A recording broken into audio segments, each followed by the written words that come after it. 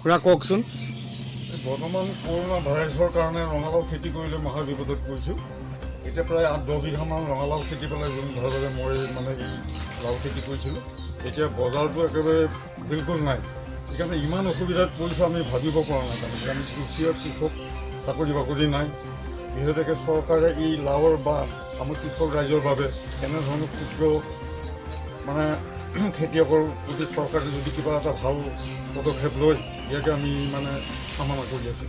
চৰকাৰী কিবা সাহায্য পাইছেনে নাই? একো পোৱা নাই চৰকাৰী সাহায্য। এই যে 2000 টকাৰ কিষাণ কিবা ঋণ এটা যে নাই নাই নাই, সেইটো একো পোৱা নাই, একো পোৱা নাই। কিমান হাজাৰমান এইবাৰ লাও উৎপাদন হ'ল? কিবা প্ৰায় হৈছিলে প্ৰায় 10,000 মান। 10,000। এতিয়া বজাৰ পোৱা নাই? বজাৰ পোৱা নাই, এতিয়াহে পচি আছে 2-3টামান মানে ইয়াৰ গুদামত তেনেকৈ ৰাখি কৰি আছোঁ আৰু চিন্তা কৰি আছোঁ চৰকাৰৰ কিবা এটা নিশ্চয় এটা আমাৰ দুখীয়া কৃষক উদ্ধাৰ কৰিবৰ বাবে কিবা এটা পদক্ষেপ ল'ব বুলি আমি এৰি লৈ আছোঁ।